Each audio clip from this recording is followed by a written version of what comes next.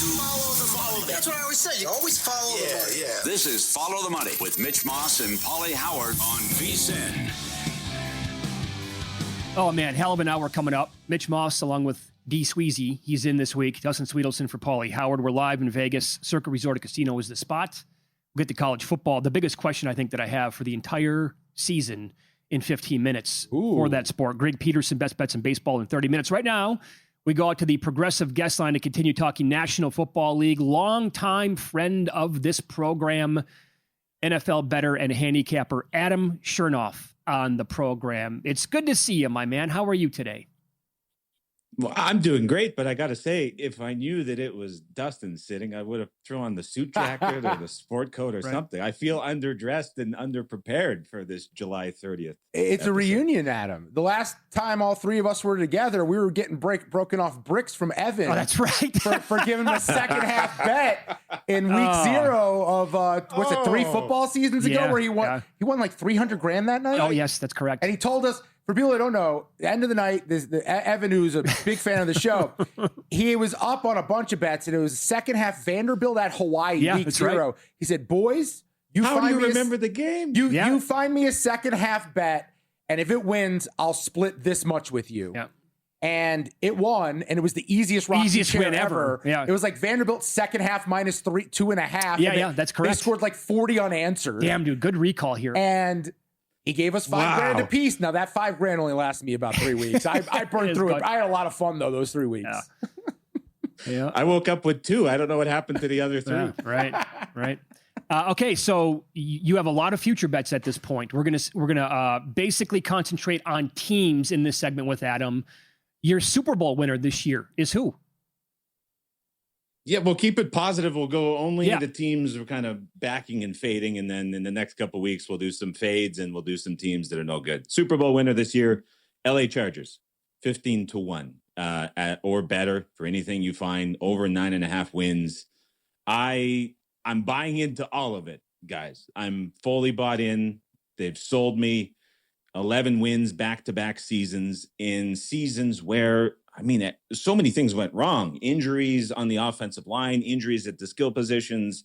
Justin Herbert dealt with injuries, and it was just somewhat quietly 11 wins back-to-back seasons. This year, there's no issues that are typically there for a Chargers team. The O-line, everyone's healthy. They got fixed. They added depth. The run game, which was not there last season at all to help out, especially in the red zone, that's fixed. A lot of positives. Herbert, great shape. Mike McDaniel comes in as an offensive coordinator. I love the retread offensive coordinators, the head coaches that go back to doing what they do best. And just what you're seeing on the videos that are coming out from training camp so far between him and Harbaugh, I want all of it. And so, I understand schedule's tough playing in that division. I understand the path is going to be tough. That's half of the AFC with how these teams are shaking down. I think everything's here for this team. I think they're going to be much improved. I like it all. Took them again, 15-1 or better to win the Super Bowl and over 9.5 wins. I love it. I'm not here for the Herbert slander. He's got Harbaugh and McDaniel now. He's got help on the O-line. I'm totally with you. I'm buying Charger stock this year. How about the Houston Texans? Before you came on, Adam, I said this is a team that has a wide variance for me. I lean more towards them being a potential AFC championship opponent, but I see a world where it could go bad as well. Would you buy something on the Texans right now preseason?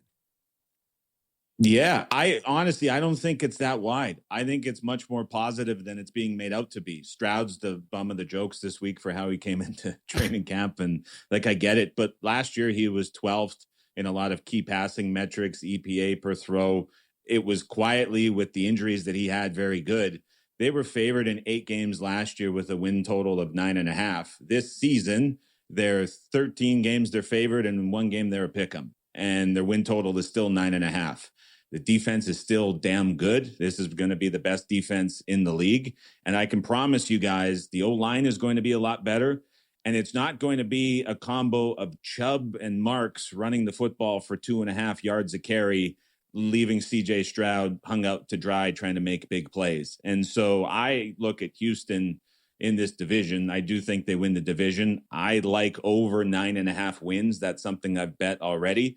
And this is a team to me that can make a deep run into the postseason. And so I I don't get a lot of the negatives I'm hearing elsewhere on the Texans. I think this is a great team. I'm with you. I think the defense is the best in the National Football League. It'll play out like that this year. Stroud, obviously the biggest question mark to me after his unbelievable performance as a rookie, kind of downhill since then, but maybe he can kind of find that form again. Adam Chernoff, our guest. Go to the website, adamchernoff.com, sign up for the newsletter. Yeah, go ahead.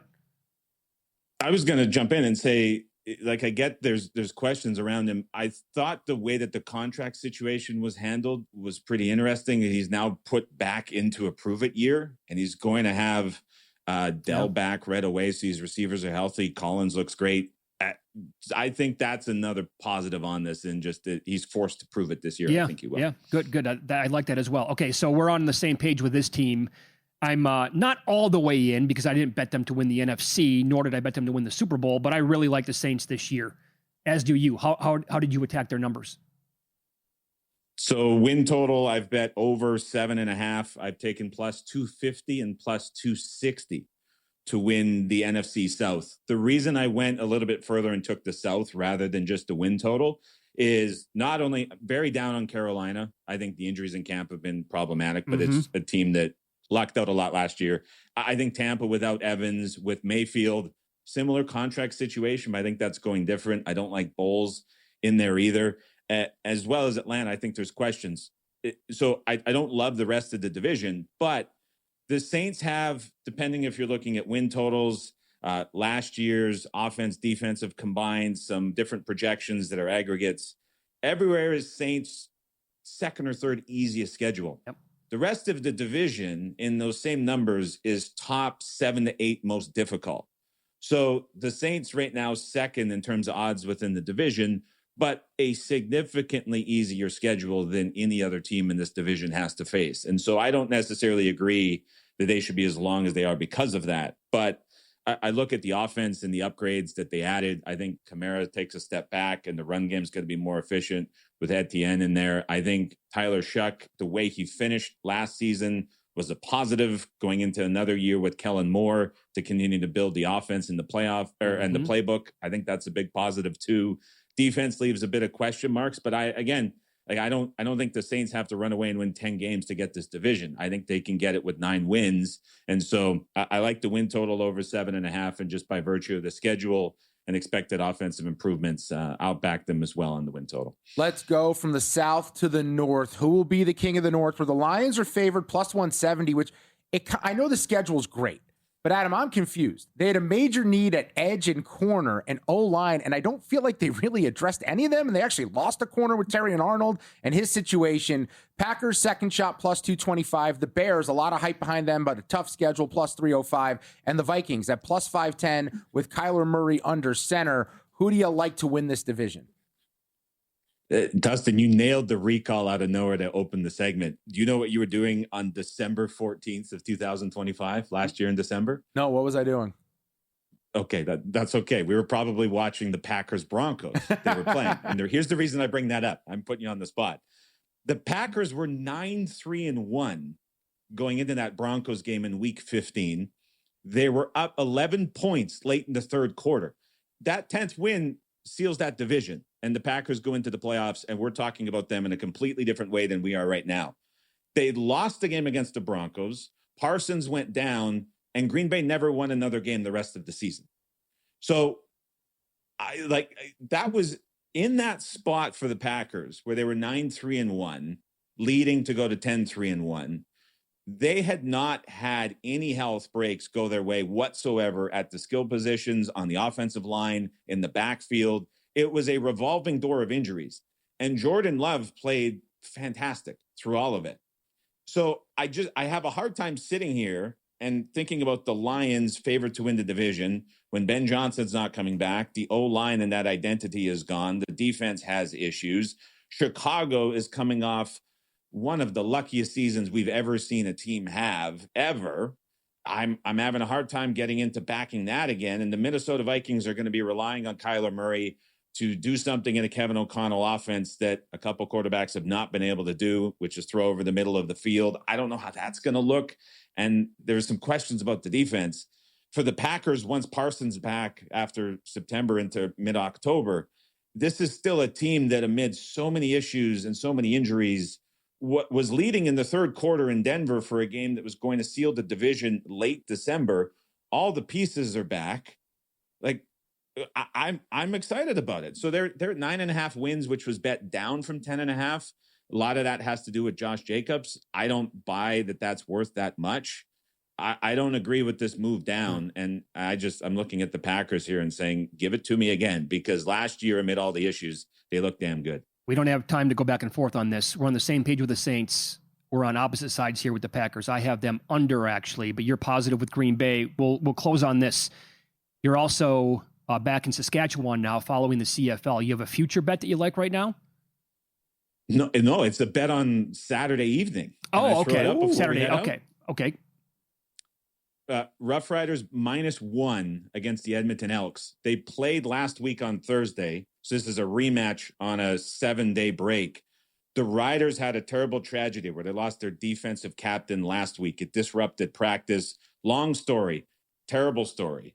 It riddled through all the press conferences this week. They were highly distracted. Practice was broken off. Edmonton kicked a 57-yard field goal to walk off last week. Now it's a rematch. The game's moved 6 points, way too much. Riders got called out by their defensive leader. Head coach has called them out. There's this big deal that Edmonton's the best team in the CFL. I don't buy it yet. Give me the Riders here on Saturday night for those who want some CFL action on the weekend. Very good. I'm hopping in. AdamChernoff.com is the website. You can sign up for the newsletter. Great to talk to you again, man. Thank you for the time. We appreciate that. Likewise. We got lots more to talk about, so I'll chat to you guys soon. No doubt. My biggest question in the Big Ten and college football this year, I think we have the answer, but people don't want to believe it. Next. Let me get your attention real quick, podcast listeners. I've got something for you that almost feels too good to be true. First, credit where credit's due. If you're listening to this podcast, you're already leveling up your betting game. You're riding along with our best bets and top angles. And when there's a good game on, you're getting involved with a few props and alt markets as well. There's one more layer if you really want to step things up, and that's VSiN Pro. I've mentioned it before, but things are only getting better for our pro subscribers. We just rolled out our MLB prop projections, breaking down some of the best edges across strikeouts, hits, home runs, and more. And that's on top of everything else pro subscribers already get, including public betting splits, expert picks, and betting guides across the sports calendar. If you haven't tried it yet, stop sleeping on it. You can get your first month just $9.99 or save big with promo code POD26 on the annual subscription. Hit the link in the description and start cashing in with VSiN Pro. All right, back to the show.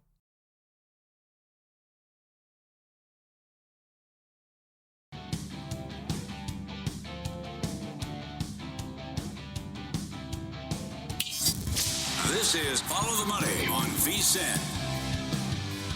I'm following the prediction market numbers for Tarek Skubal's next team on Kelce, and they keep moving. The Dodgers were down to 32%, now back to 35%. That's your dream. Brewers up to 27%, by the way. Brewers up to 31%. Is that it? Just moved, Refresh it. Okay. Up 7 more. Dodgers are at 39%? Well, we'll talk baseball. By the way, the Cubs have made a jump from 8 to 11%. Cubs need to make a move, although they have a bunch of guys coming back. Well, here's what's great is Detroit is down to 3%. It's happening. Okay.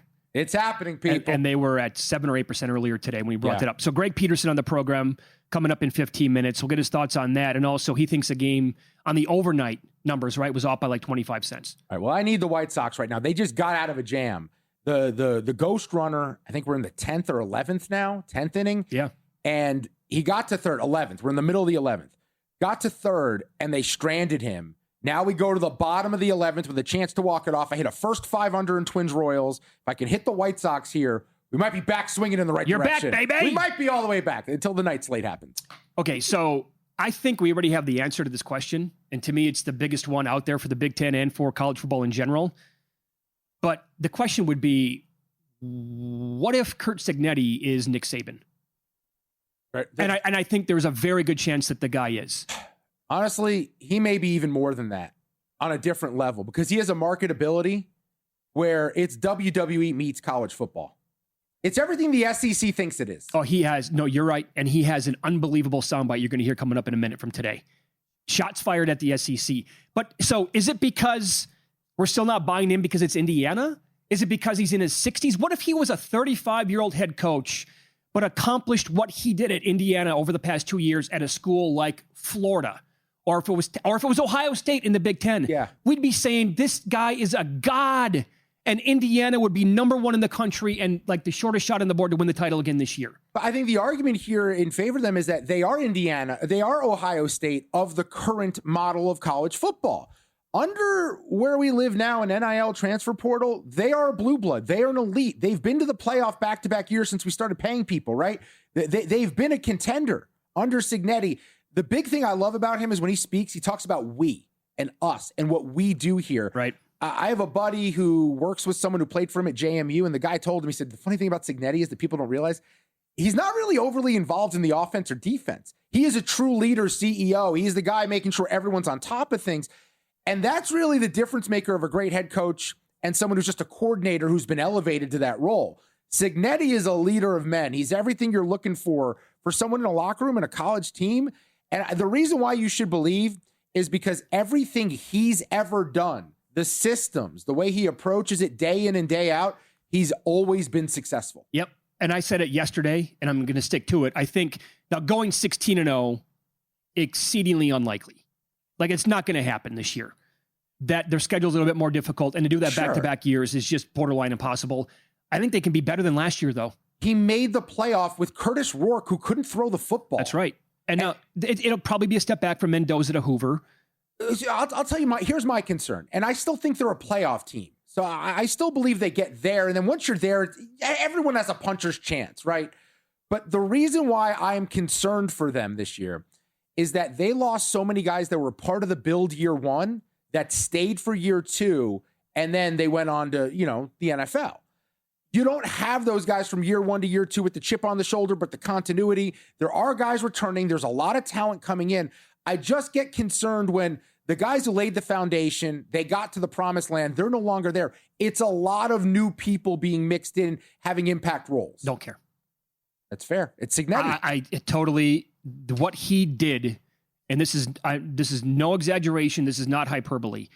What Curt Cignetti did in 2 years at Indiana for the football program is the most impressive accomplishment in a small sample size I've ever seen in sports. Oh, no, it's the greatest coaching job in the history of coaching. It is. In any sport. It is. Any period. Sport. Yep.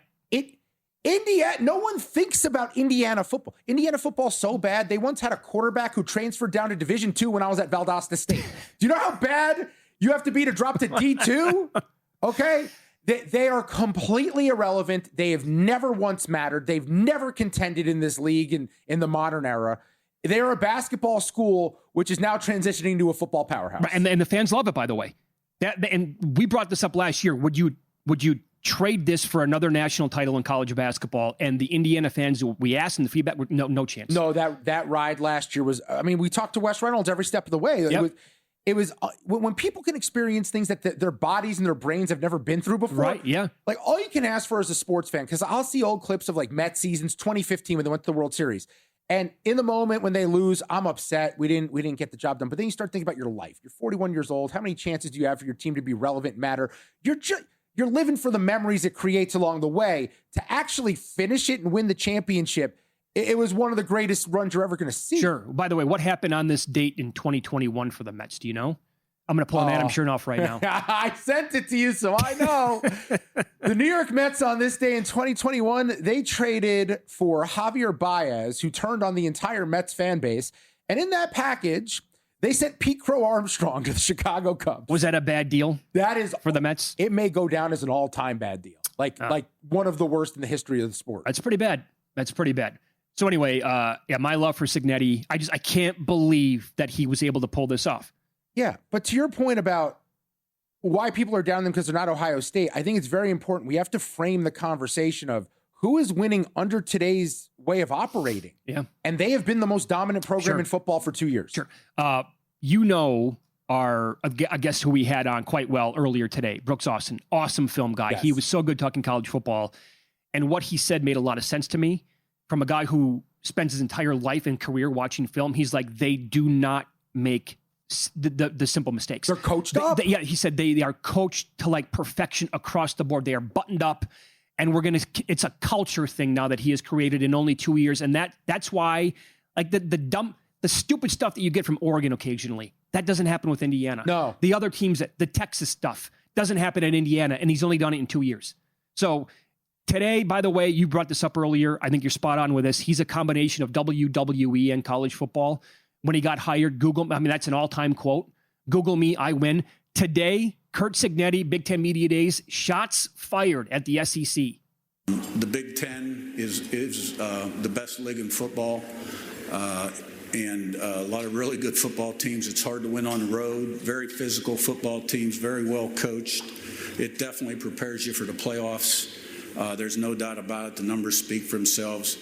I mean, we don't run a hype machine up here in the Midwest. We believe everything's earned, not given. And when we fall short, we say we fell short. We don't cry a river, whine, and complain. All right? And that's why we're the best. Coach Cignetti, thank you so much for your time. Thank you. Oh, my God. I absolutely love that, man. There are joke writers that have been waiting their entire life to deliver things the way that he delivers it. Oh, yeah. Yeah. You could just tell, by the way, he could not wait for those words to come out of his mouth. My favorite thing that they do, though, Curt Cignetti doesn't worry about what the opponent is going to do. He only cares about what his team is going to do, how they're going to execute, because he believes when you get on the field with his team, you're playing it on their terms. And to me, that is leadership. That is dominance. That is bravado. That is what we're looking for here. And he's 100% right. I'm a big SEC guy. The SEC's got to do a little bit more walking than talking these days. Oh, no doubt. It's way too much whining. It's way too much excuse making. And by the way, if the Big Ten makes it 4 in a row, or if Notre Dame wins and the SEC shut out again from winning a championship, we are going to see salaries at the collegiate level in the SEC that compare to like NFL teams. I know.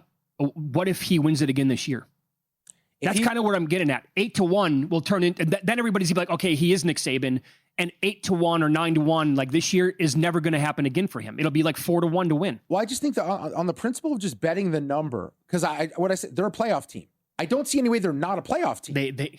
So then if they're a playoff team and you have 8-1 and they're one of the teams remaining and they're going to potentially could get a bye, then you have to look at betting them there to repeat. I like them to win the Big Ten. I like where your head's at. I don't doubt them as much as others. And the sports calendar never stops. The sharp plays, they cover it all. They've been winning for 15 straight years.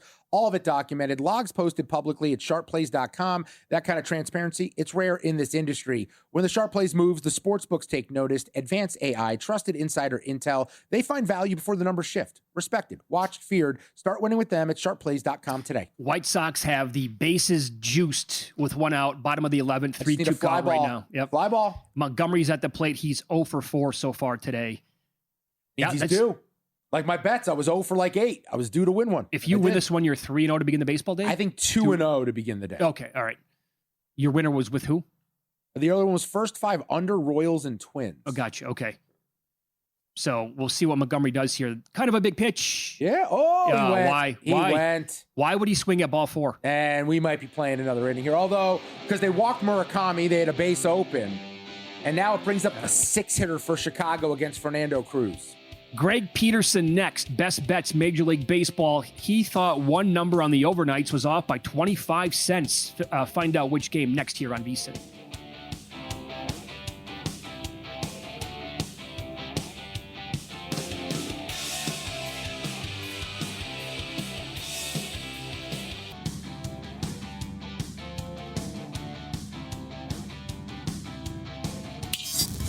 This is Follow the Money on VSiN. The White Sox walked it off. Would I say literally because it was a walk with the bases loaded? Or would that be, is that?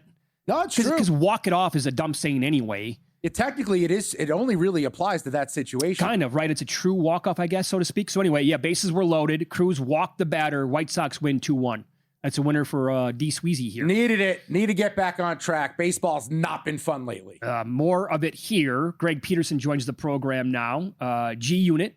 And his daily baseball write-ups can be found at vsin.com. He's on the Progressive Guest Line. Hey, Greg, thanks for the time today. How are you?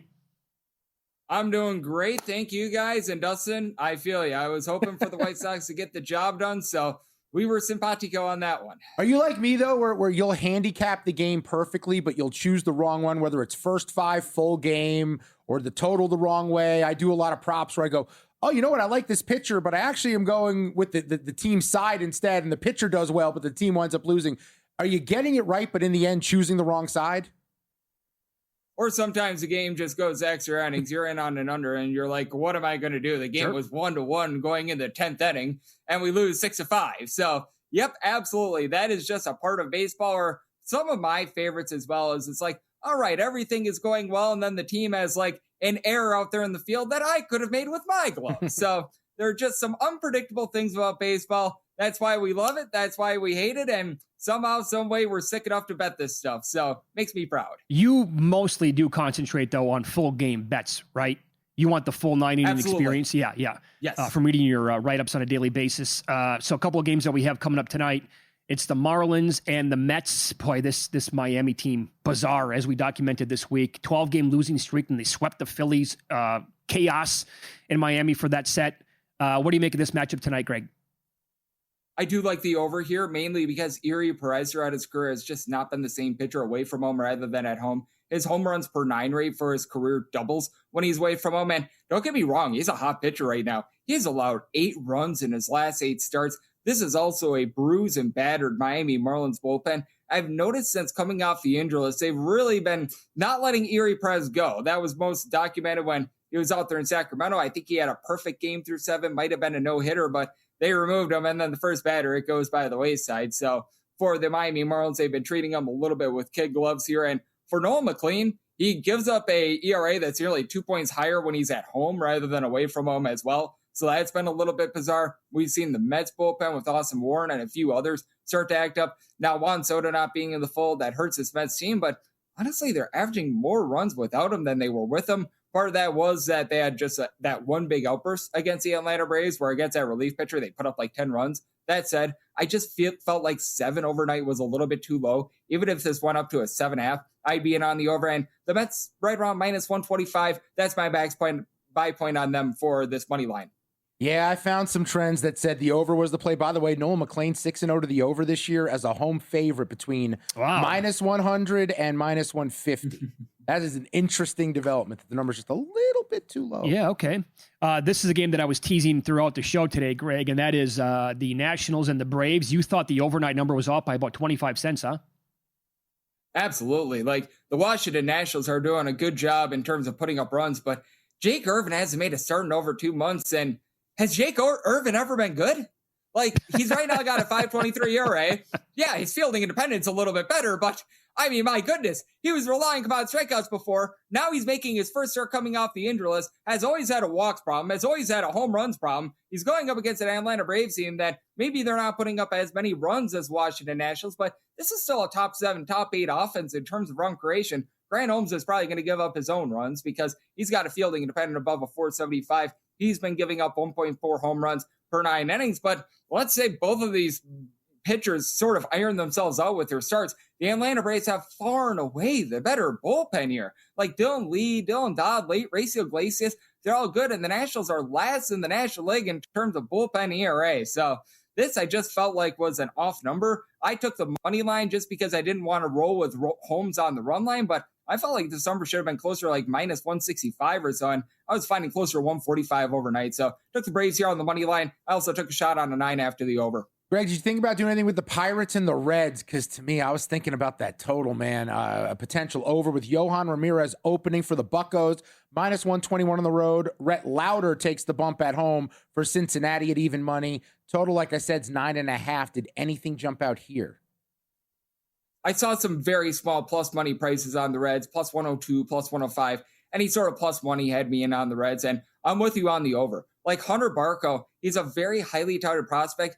He hasn't been great at the AAA level. His command at the AAA level, over 4.5 walks per 9 innings. Now when you get up to the big league level, you have to have your question marks there. And for the Pirates, no doubt about it, the offense has not been the same since the All-Star break. They're still a top 6 team in terms of run creation. Away from home, they're still averaging over 4.8 runs per game. They don't call it Great American Small Park for no reason. And for the Reds, they've been a much better offense ever since Ellie De La Cruz has gotten back in there as well. And let's say that you get 2 mediocre starts because Rhett Lauder, he himself over 4 walks per 9 innings. He's posting up an ERA above a 5. I do believe there's a little bit of positivity to him for him, but hasn't been a great year for him. both of these bullpens have been rough. Both of these bullpens in the bottom 10 in terms of ERA. The Reds have had a tough time figuring it out. They had a doubleheader a few days ago. Pirates, they have been absolutely spent with their bullpen as well. So it's a circumstance where I'm in on the over, and at plus money, I took the Reds on the money line. Follow the money here on VSiN, the Sports Betting Network. Our guest, Greg Peterson, he is the host of the Baseball Betting Show podcast here, part of VSiN as well. You can follow him on X at @GUnit_81 on the Progressive Guest Line. So I'm a Wisconsin guy. You're a Wisconsin guy as well. The Brewers right now at Kelsey are 26% to land Tarek Skubal before August 5th of this year. The Dodgers, the short shot, 36%. Do you believe that Milwaukee will actually make a move here and land him? I just have my question marks with the Brewers. Yep. Last time they truly went all in, I was in high school and they landed CC Sabathia. That was a great year. And personally, if I'm a Brewers fan, and I'm hoping they get a little bit more of a bat rather than Tariq Skubal. Don't get me wrong. Like, Tariq Skubal, a great ad. Like, anyone who needs a pitcher, yeah, absolutely. You want Tariq Skubal, but the Brewers need hitting more than they need pitching, especially now with that Jake Bauers injury. He was leading the team in homers. You just need that guy that's able to give you a big hit in the postseason, and you have to wonder who that is for the Brewers, because for the longest time that was Christian Yelich. He's just not what he once was. Like, Jackson Trujillo's on the come up. That's nice. But for the Brewers, you don't need a lot more pitching because Kyle Harrison has been dominant. Jacob Mizorowski's been dominant. I like what I'm seeing out of Logan Henderson. This is a deep bullpen. You've got enough pitching in a 5 or 7 game series. You need that one bat that's able to strike fear into an opponent. And right now, the Brewers don't have that. So if I'm the Brewers, I'm looking at getting one of those big bats over Tariq Skubal at the trade deadline. Greg, the nightcap tonight on paper feels like it could be a good pitching matchup with Sasaki turning a corner. Brian Wu, however, not always great on the road. What do you make of Seattle and the Dodgers, where LA's a minus 163 home favorite, plus $1.35 with the Mariners? 9 is your total. Yeah, Brian Wu has been Brian Boo away from home. His ERA at home is at 2.20, and he has not taken a loss at home. He's got 1 win on the road, and his ERA is above a 6. Like, his home and road ERA are more than 4 points off of one another. It's absolutely wild. And the place where you don't want to go is to Los Angeles. Now, albeit the Dodgers actually generate a whole heck of a lot less offense at home rather than away from home. I think that's just that West Coast air during the nighttime, but I do like this total to the over. I was seeing 8.5s out there. If you have a 9, I still like it to the over, but try to get an 8.5 if at all possible. Never know when you get like a 6-3 sort of game, but I just am not feeling bullish about the Mariners right now because they've had their own offensive issues, though. I think that they get to Roki Sasaki a little bit. For Sasaki at home, he's giving up over 2 home runs per 9 innings himself, so he's had a little bit of a rough go of it. For the Mariners, they've had a top 10 team in terms of bullpen area, but Andres Munoz has not been himself this year. You've got a few guys that are on the injury list. Cooper Criswell is out. Matt Brash is out. So it's a Mariners team that's starting to run on fumes with that bullpen. Brian Wu has been absolutely terrible away from home. So I took laying a 1.5 with the Dodgers at plus 135, plus 140 on the run line overnight. And I took this to the over as well. Okay. You're a big beer guy as well. What's the best beer that you've had in the last week or so? I had one from Treehouse called Sap. That was really good. And if you've ever been to El Paso, Texas, they've got a brewery called Dead Beach. They have a really good amber lager. This is more for those that don't necessarily love IPAs. I gave that a 9.5 out of 10. For any sort of a non-IPA to get over a 9 is really, really good. So shout out Dead Beach Brewery out there in El Paso, Texas. Wow. And that's available like across the country then? That one is a little bit more regional. If you're out there in New Mexico and Texas, you're in luck. If you're out here in lovely Las Vegas, I was going to say, what the hell's going on here? He's got people breaking FDA regulations, mailing him beer all over the place. Jesus. That I believe. Greg, thank you. Best of luck tonight, okay? And you can buy beer legally online at some locations. Yeah, you can. Well. You can. There you go. Greg Peterson on the Progressive Guest Line. Good cover up, Greg. I was in Wisconsin last week, and I had the new Glarus. You know, this whole... I have talked on air, Spotted Cow. There was a listener who says he's coming out here to bring me a sixer. I had a Spotted Cow draft. Oh. Which, good, like, tasty... Goes down like water. Super cold draft beer. Delicious. Oh I can't. It's so good. Up next, assuming Skubal gets traded, the possible rotation he will create at any landing spot will be ridiculous.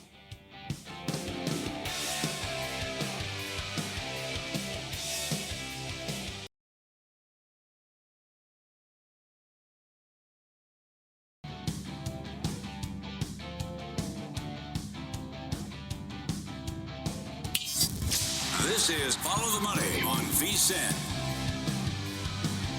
The Scooble next team market growing steam now up to 160,000 in volume over at Kelce.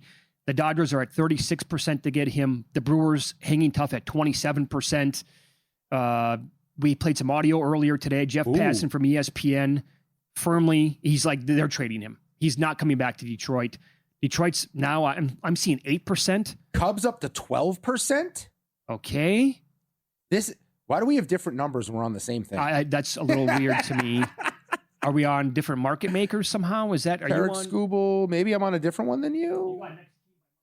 Oh, that's by next year. I'm on. You got to look for the one that says by August 5th of 2026. That would track. Yeah, they have multiple markets up there, so be careful with that for sure. Dodgers up 4% today, I believe, to 36%. That doesn't make sense because they were 47% yesterday when we were live on the air to get him. Yeah. And the Brewers at 27%. I'm kind of in Greg's camp. My God, I would love for the Brewers to make this move. I just don't think they're going to do it. They have to do it. They have to do it. It is a swing at the Dodgers. And by the way, I'm actually pro Dodgers. I know that not a lot of people are.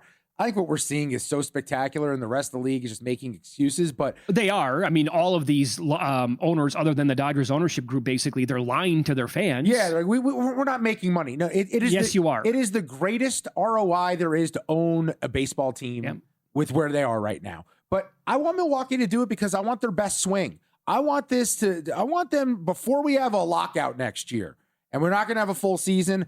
I want them to really try and slay the giant, and Scooble helps you do it, man. You have Mizorowski, and think about a Game 7, right? Let's live in that world when you need to advance to the World Series against the Dodgers, and the Blue Jays didn't have the pitching that Milwaukee would have here. Imagine the NLCS comes down to a Game 7, and you can throw Scooble and Mizorowski, one of them on short rest to put them away. Oh, no, it's going to be all hands on deck. What I'm saying. It'll be both guys on short rest, probably one of them coming off of a Game 6. Remember Randy Johnson in the World Series against the Yankees? But let's keep this in mind. And Tiger fans do remember this. Patrick Maher brings it up to me all the time. He can't stand Scooble because he came out of that playoff game at 99 pitches. That's true. He tapped his head. He said, I'm done for the day. With a contract coming up, Is he willing to give the Brewers that? That's a phenomenal question, something I never thought of. By the way, another guy that comes to mind is Madison Bumgarner. Jesus, he was unbelievable in that World Series against the Royals. When I'll never forget this, like he's on short rest coming out for Game 7 again, and they're like, "Well, how many pitches can he actually throw in relief today?" Fox kept going to the bullpen. Nobody's warming up, dude. Bumgarner's like telling Bochy, "I'm not coming out of this game, pal." Look, you could take a lot of pitchers over the course of 162 or for a window in their career, and you can say, I'd take them over Madison Bumgarner. There's a case to be made. You have one big game to win. He's on the short list of guys you're choosing. Yeah, the Dodgers have one of those guys right now. I believe in Yamamoto. What he did last year was so exceptional, and the fact that he has been fine all year the way he's been pitching. And what he just did on their swing to New York. Complete game. It was phenomenal. So, like, which rotation would be the best out of these possible landing spots and make you want to, like, if you knew right now, you would bet them for sure. Well, first of all, it'd be Scooble, Yamamoto, Ohtani if healthy, and Snell once he comes back. And Glass now. And Robleski, and just like whatever else they're going to throw at you. There is part of me that just says, you know what? We are all wasting our time making a case for everyone else. We are all just wasting. You mean that the Dodgers are going to get him, or the Dodgers are going to win the World Series? Just bet the Dodgers plus 190, 12 units. What are we talking about? How about in New York, if you could go, well, it would be Schlittler, Game 1. Yep. Scooble, Cole, Fried. That's insane. Plus Rodon out of the pen. Warren goes to the pen. That's the other element.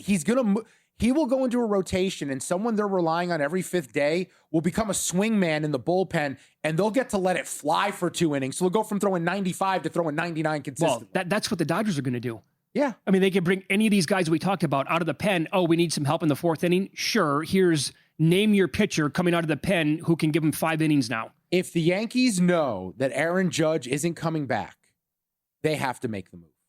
Because their only chance of winning is to outpitch everyone. The offense isn't good enough. Just to win 3-2 games. And let's also live in reality. There's pressure. There's pressure on Cashman. He's got to deliver another ring. Aaron Boone's got to get a World Series here as a manager. I don't know about that. There should be. If there's not pressure, the Yankees should fold. That's the thing. Like, why do they still have their jobs? I don't get it. No one in America has the job security of Brian Cashman. In an industry where it's what have you done for me lately? Yep. Have you won in the last 3 years? Oh, you haven't? We're moving on. This guy gets every chance to rebuild, start over, rebuild, and start over. Right. How about this for a rotation? Again, the Brewers at around 27% to get Skubal. Skubal, Mizorowski, Harrison. I'll throw in Logan Henderson. You have to. That's crazy. I mean, is that... just the idea of going Skubal and Mizorowski back-to-back is so tantalizing. Right? I mean, because if it sets up for a series, who do you not have the advantage over 1-2 in a series? You're at worst splitting with the Dodgers. At worst, I would You're locking in a split. Yeah. And to me, if you're Milwaukee, the motivation is how do I get past the Dodgers?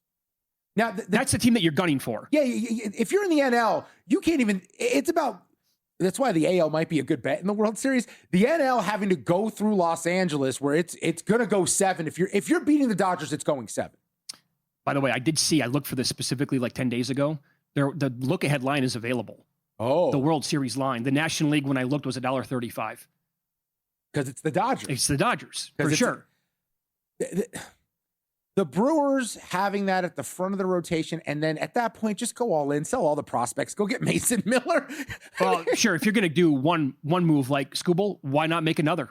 Yeah, it's kind of the opposite of the Rams, right? If you're don't be 1 foot in, 1 foot out. If you're all in, be all in. Be all in. Don't pick Ty Simpson 13th overall. Also, believe in your ability to find new prospects and develop them. You do it every year anyway. It doesn't matter. Right. The Rays are about 13%. They're third on the board right now. Again, McClanahan left the game early today, but you could go Skubal, Rasmussen, McClanahan if he's healthy. It's really good, but don't the Rays feel like the Detroit Pistons to you in a sense where they have to try so hard in the regular season that once October comes, I don't know if they're really built for series. Good analogy. I'll buy it. I will accept that. I'll tell you this, though. The Cubs rotation is desperate. You give them Skubal. Well, and they're going to be, guys will be coming back for this team. Yes. Including someone like Ben Brown, who, don't scoff, he was having a nice season, like a really nice season before he got hurt. Is Horton coming back this year? I don't believe Horton is. Horton, I think, is done. Yeah, I believe he's done for the year. Okay. Well, he had Tommy John. Cabrera's been gone for a few weeks with a hamstring. Ben Brown has a stress reaction in his neck. And then Justin Steele lost for the season, essentially. Yeah. So they've manned down many times over for that team. How about Atlanta? Small number on the board right now. You could go back-to-back with Skubal and Sale. That's the lineup that when they're hitting on all cylinders, it is the one lineup in the National League you believe can go shot for shot with the Dodgers. Oh, 100%. Once they're healthy, no question, yes. And then Sale needs help. There was a report. There was a report today, by the way, that Spencer Strider as a starter may be done for the year. Now, as a reliever, but that guy's had so many injuries. Oh, specifically as a starter. Yeah. Maybe but like, they've got to make a move. I know they have players returning into that rotation, but not reliable guys that have been through this before. If he goes to the Braves, they become scary, but they're not on the Dodgers level. The Brewers become, in my eyes, right there with the Dodgers. Oh, they're right. I mean, because what would you make a series price? Ooh. And by the way, they're right there. They're neck and neck with the Dodgers for the best team in baseball. Home field won't mean much, in my opinion. But what would you make the Dodgers in a 7-game series against the Brewers if, in fact, Milwaukee gets him?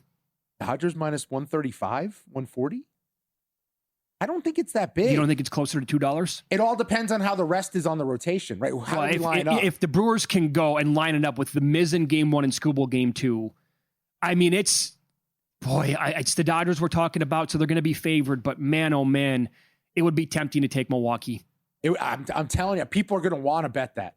And maybe the books make it minus 180 on the Dodgers. You get a nice plus price on Milwaukee, but I'd be thinking about the Brewers there. I think they'd have a puncher's chance.